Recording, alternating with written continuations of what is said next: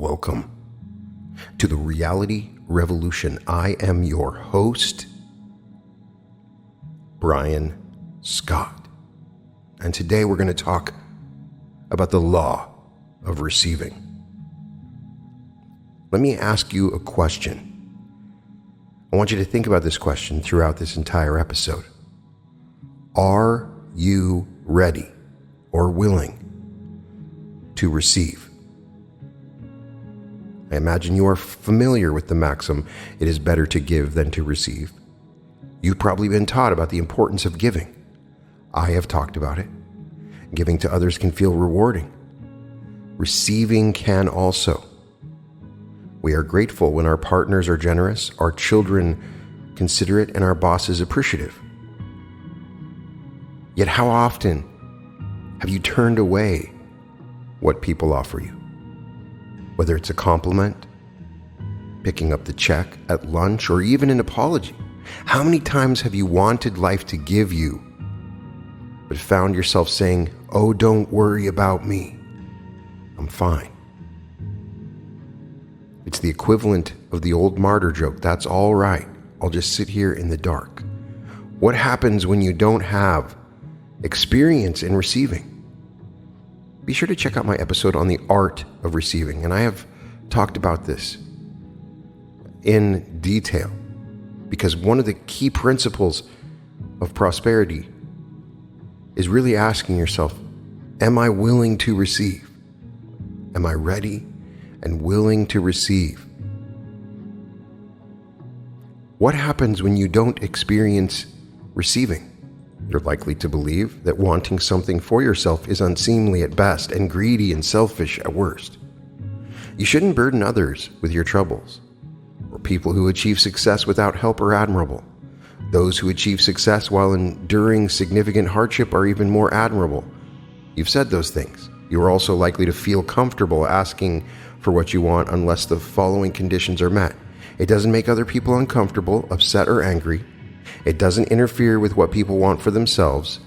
It doesn't interfere with what someone wants for you, and people agree with you.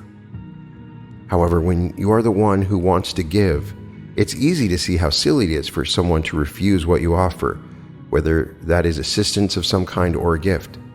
It's frustrating.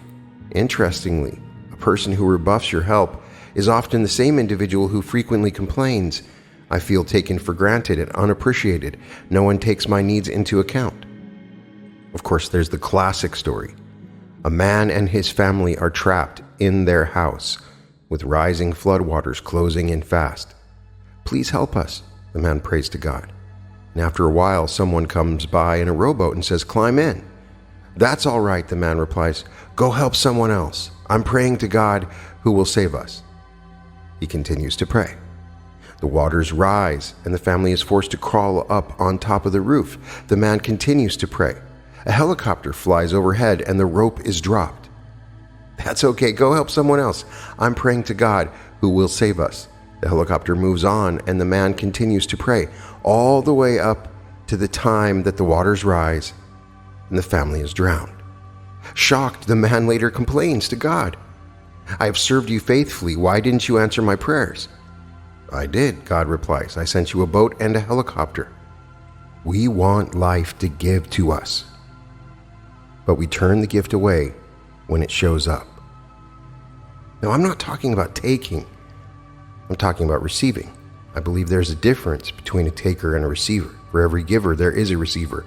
For every doer, there is a taker.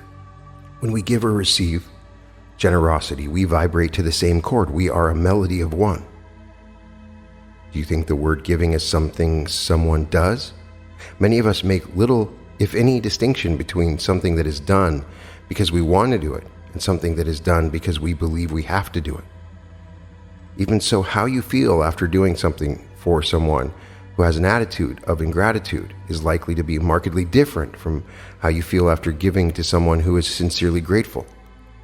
Reciprocity is inbuilt. When the receiver acknowledges the giving, it is one of the ways a receiver gives back to the giver. As it states in the Bible in Matthew 7:7-8, "Ask, and it will be given to you. Seek, and you will find. Knock and it will be open to you, for everyone who asks receives, and he who seeks finds, and to him who knocks it will be opened. So if we take this verse, it tells us that whoever asks shall receive. When I began my journey to be enlightened, to understand reality creation, I never understood at the beginning why I wasn't receiving many of the things I was asking for and strongly desired, especially since many verses say that God gives me the desires of my heart and that anyone who asks will receive. I've always concluded it must not be God's will for me to receive that desire. But then I wondered why such a desire was created in me. I meet many that believe that receiving is selfish and that we need to move on from this selfishness. You see, you simply must be selfish enough to love yourself so you have enough love to give those around you. Just like on an airplane when you're instructed to put on your own oxygen mask before helping a child or others with theirs. This is God's wise and prudent will for your life, that you learn to feed yourself so you're not hungry while sitting in a stocked kitchen with food. You must learn to receive. There is a law of receiving, as discussed by the amazing Raymond Hollowell in his book Working with the Law, which we covered in the episode on the law of compensation, as well as the episode on working the law. Raymond Hollowell was this really great teacher, and as described in the foreword, the proof's in the pudding. A lot of his students really said that he lived the example of his teachings by following these universal laws and really understanding them on a deep level. The book, Working with the Law, covers all the major universal laws, and he has a chapter on the law of receiving. Give, and it shall be given unto you. Good measure, running over. Luke 6:38. Understanding reduces the greatest to simplicity, and lack of it causes the least to take on the magnitude of complexity. In order to make Christianity practical, we must understand Christianity and obey the law on which it is founded. The teaching of Christ shows the way back from wrong results of selfish living to the love, intelligence, and power of God. By a man's words, deeds, and actions, he reveals whether he has yet found the way. God exists in man as man's highest concept of perfection and comes forth through man's faith and works as a redeeming love, intelligence, and power. He who seeks the Father with getting as his objective does not seek him in trueness of spirit. To the extent and so long as any material object remains between the mind of the seeker and the law of God, the two are held apart and do not become one. In the same degree that a man holds to personal opinion and desire, he is limited in knowing the mind of God in its entirety. In a state of limited understanding, we reason that we must get before we can give, and then we turn and walk in the same mental rut as before by reasoning that we must give before we can get. But in our lack of understanding, we continue to leave the getting idea foremost in our thought, and we shut out the spirit of giving. Giving, which is the first or fundamental law of life, is the first law of all creation. The attitude of getting is the law of life, in a congested state or in repressed action. As long as getting dominates a mind, that mind is in a paralyzed condition, being limited in its action in accord with the fundamental law of creation. The radio has aided greatly in explaining the process of the law, giving and receiving, or prayer and blessing. The principles involved are very similar. In fact, they are the same, except that one is mechanical and the other mental. When the operator projects a program, he stirs up a vibration in the air that goes forth to accomplish what it will. He has nothing more to do with it after it has been projected. The ether, or the air, carries the vibrations to any station that is capable of receiving and reproducing it. When we pray, we in turn stir up a vibration with our desires. This also is received by a force determined according to the power, the purpose, and the sincerity of our prayer. Often when we pray, we think that all that is necessary is to keep on praying, with the result that we never adjust ourselves to become receptive, to receive our answers, and so complain when we do not get them promptly. A dreamer or a wisher is one who is continually praying, sending out his ideas, his desires, and is so busy dreaming that he gets all his enjoyment out of his dreams. He doesn't know or realize that to release his dream and allow it to go forth to accomplish what it will in time return to him for good. After you form a definite, clear outline of your desire, then release your thought Godward, let it go, like throwing a ball out with no string or rubber attached to bring it back to you. Man's extremity is God's opportunity, is true, for when man reaches his limit, he hopelessly stops his efforts. When he relaxes from his strain, the law has a chance to reply to his desires, and things begin to change for him. Have you not seen this work in trivial things, such as books or clothing or invitations or a desire to see a certain friend? Possibly at some time you sent out a thought or a desire and then forgot completely about it. The next thing you knew, you had that book presented to you. You received the invitation, or you were walking down the street and bumped right into the friend you so desired to meet. Yet somehow, when it comes to more important things, to larger things, we fail to release our desires and prayers as readily, and anxiety and tensions hold everything fast. Nothing worthwhile is accomplished. The mind is like a sponge. We squeeze it hard with our anxious thoughts, but not until we can release the pressure and allow the sponge to take its normal shape can it become absorbent and receptive again.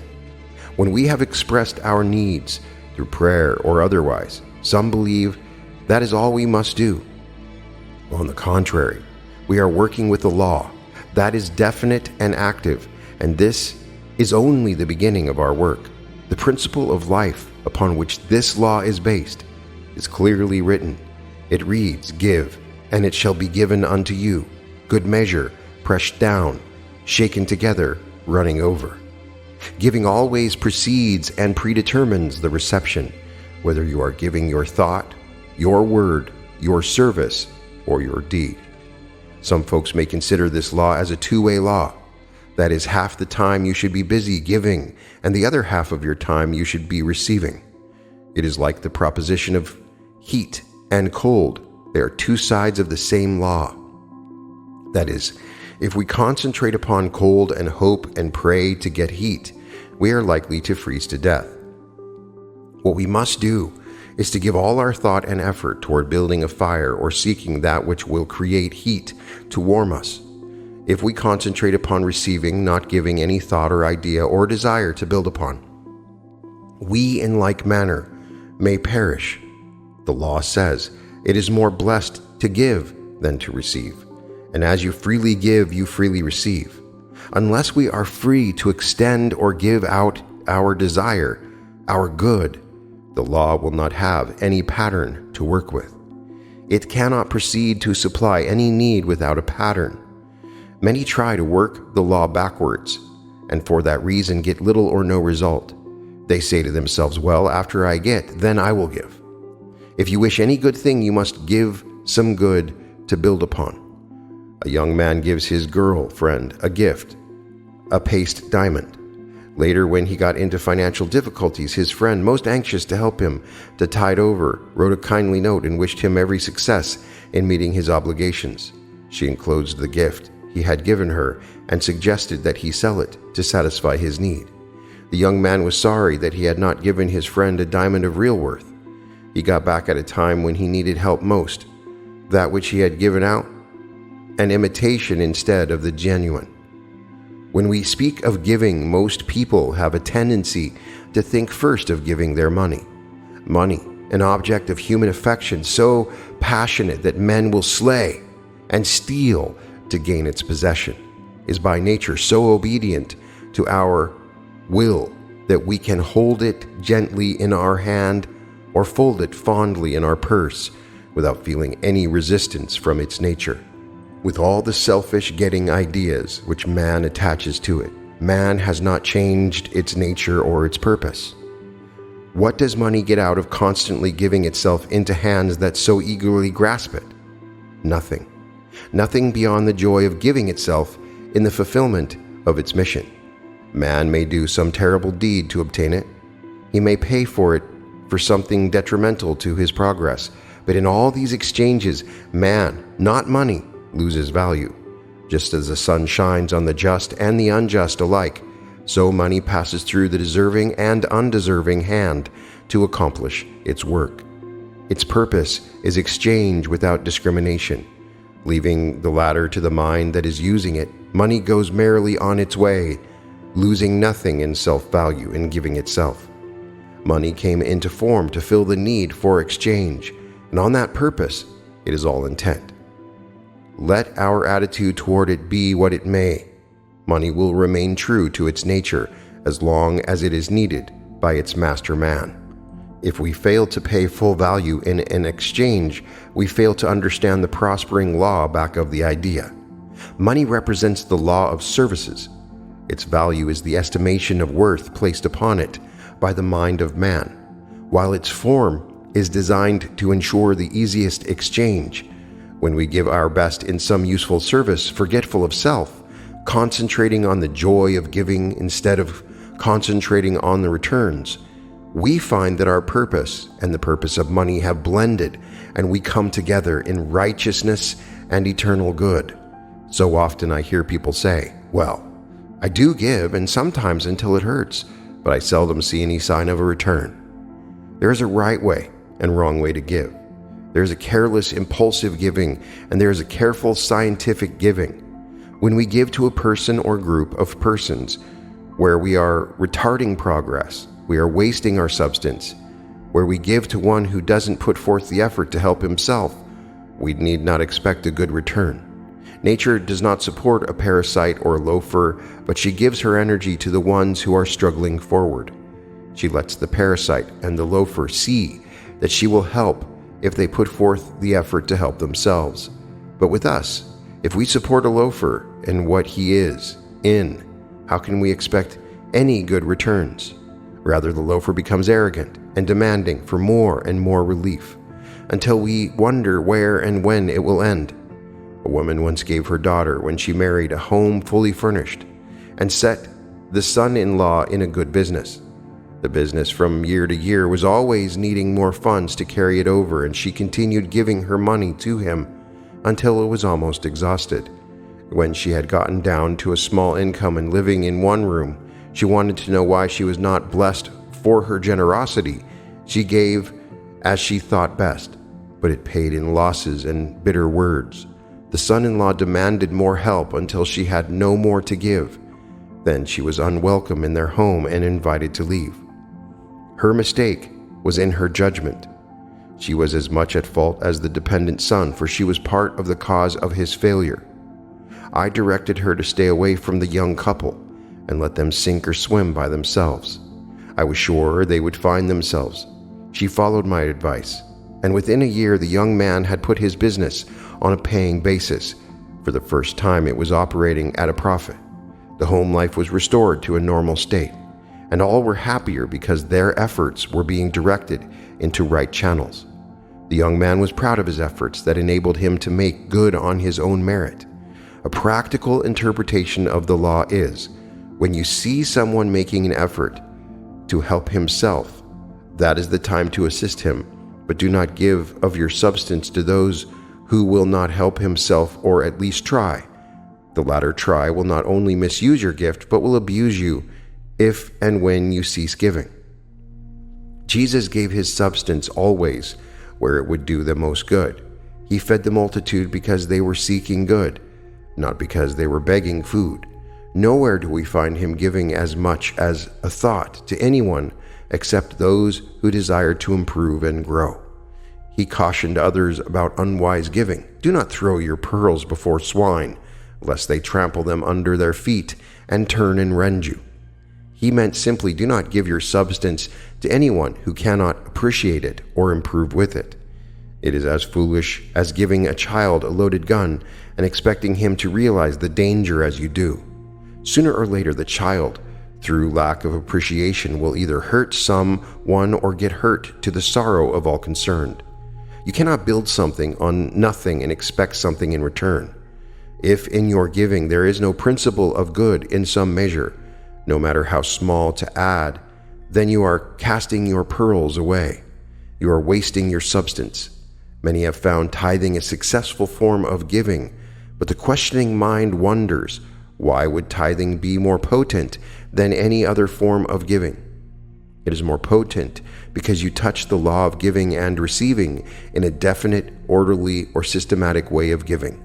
You establish a methodical plan of giving which creates a steady flow of reciprocal good to be received. When one's method of giving is sporadic or occasional, one's reception of good is irregular and uncertain. Scientists analyze it. They say that tithing gives man a self-reliance, a confidence which enables him to build up a positive mental attitude which attracts success. Others say that a tither already has considerable confidence to take the chance to spend his money that way. This makes him a positive type and attracts only positive and goodly conditions. Then are others who take a spiritual view toward tithing and assume that God is their partner, and they are paying only 1/10 of their receipts as his share.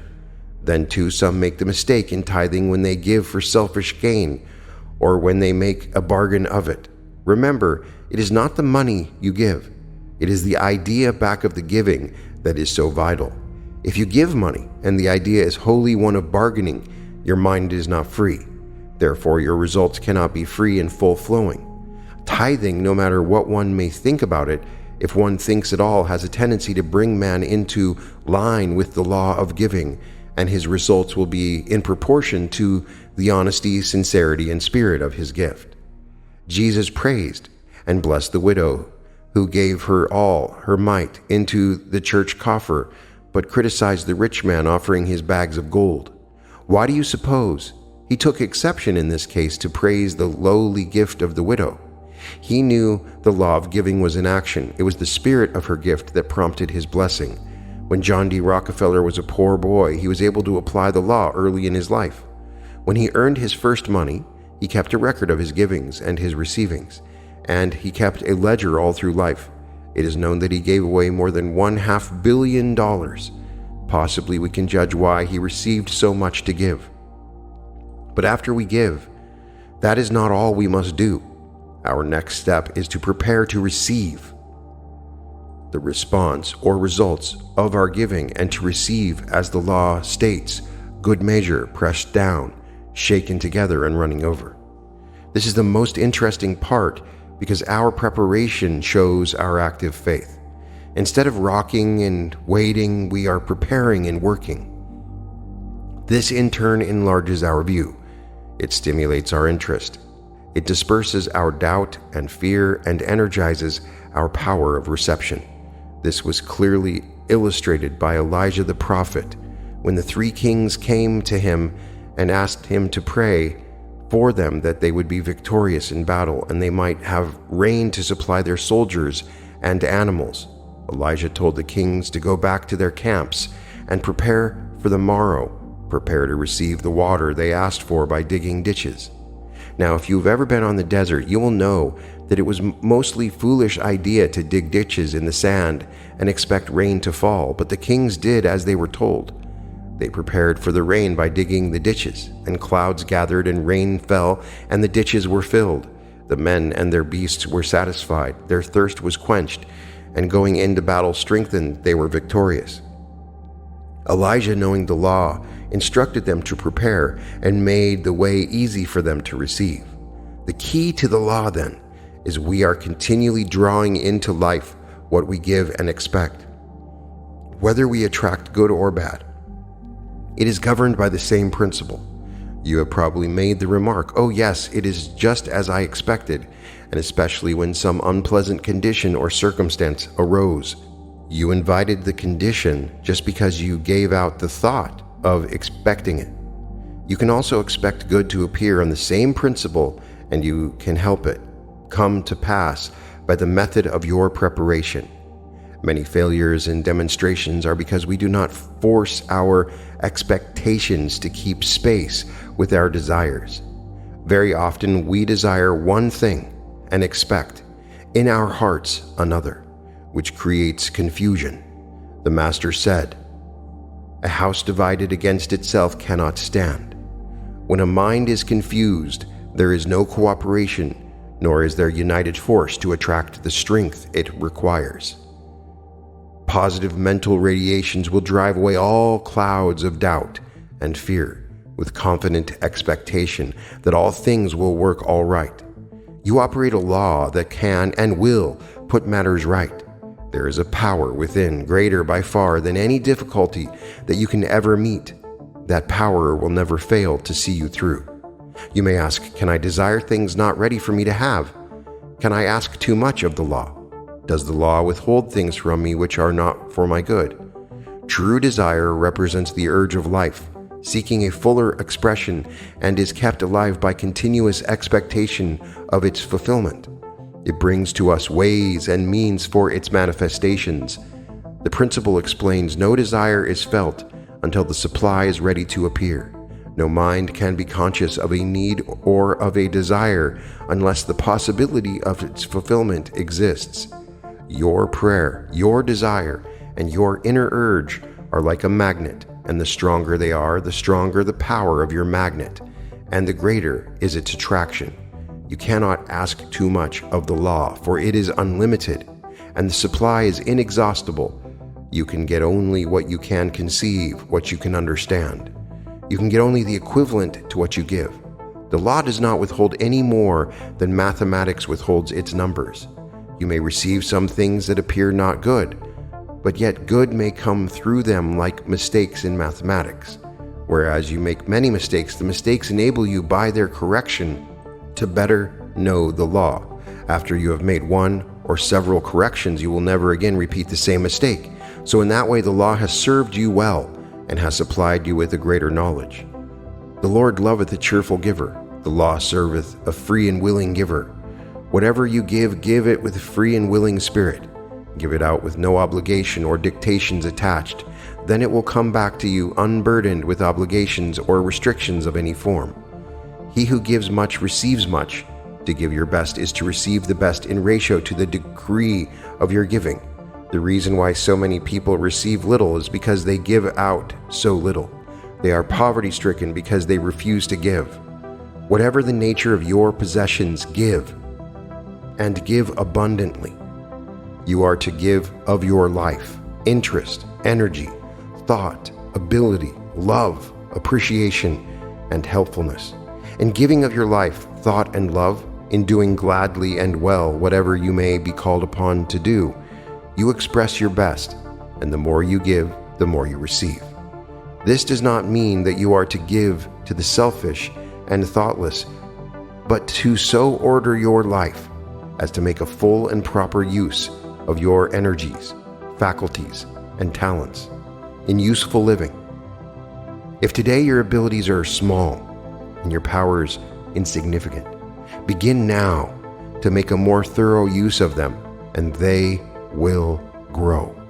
Recall the story of the master and his servants, to whom he gave each a talent, some 2, some 3, and others more, and from whom he expected a harvest according to their respective endowments. There was a greater joy in heaven over him who had but 1 talent and used it well than over him who had many talents but failed to employ them in useful service. Hence the servant with 1 talent took the higher place. In other words, the individual who makes full use of what he has shall be blessed with more and more. For in what measure ye meet, it shall be measured unto thee again. That is the path of increase. That is the secret of the law of receiving. If the business world accepts the giving of service as the basis of success and progress, can we not accept the same truth in our business of living life? This is not a religious plea.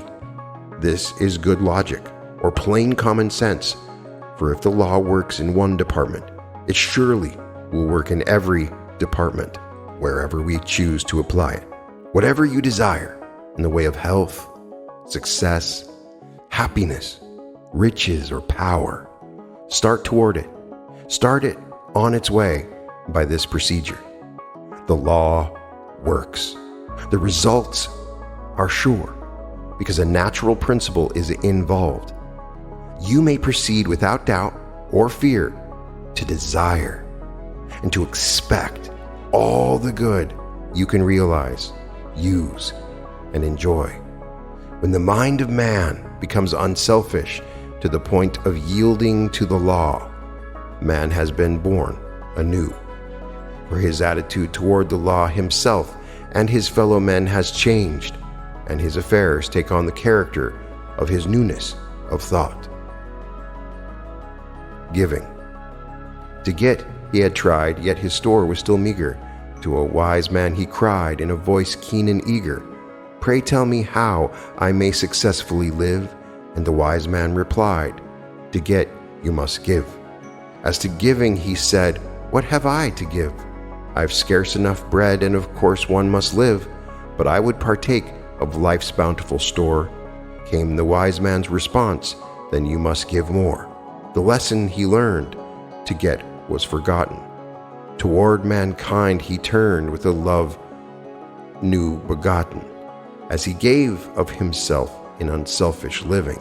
Then joy crowned his days, for he grew rich in giving. Arthur William Beer. So I am imploring you to practice receiving, to practice opening and being receptive to the world's gifts that are on their way, because you're giving already. You've given so much, and you now must allow yourself to receive. Strengthen your receiving muscle and become a skilled receiver. What does that mean? Well, just think about it. When you put yourself in a receptive state, you're meditating, you're allowing, you're listening, you're opening, you're observing, you're including, you're appreciating, you're letting be, you're embracing, you're being, you're attracting, you're feeling grateful, you're relaxing, you're welcoming, you're feeling, you're contemplating, you're revealing, you're accepting, you're letting go, you're yielding, you're hearing, you're watching, you're acknowledging. Those are the states that you should be in. Opening yourself to receive.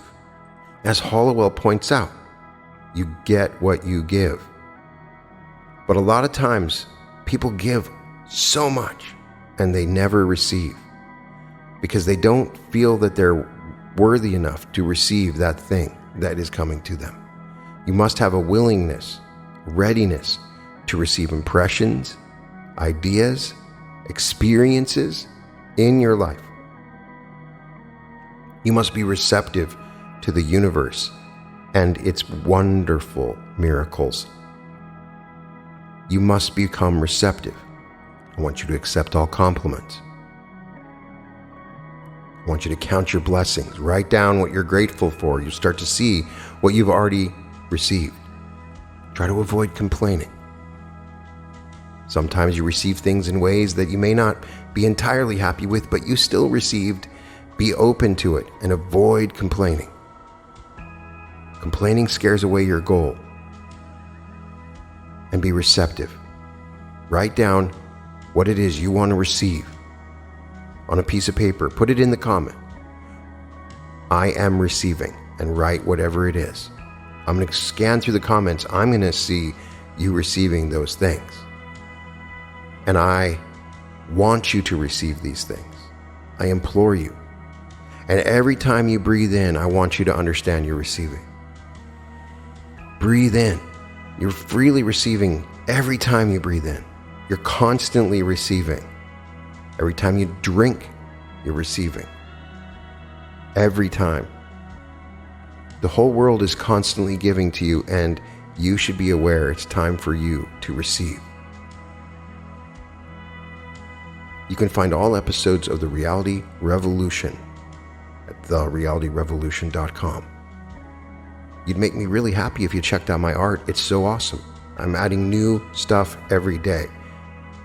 You can find it all at www.newearth.art.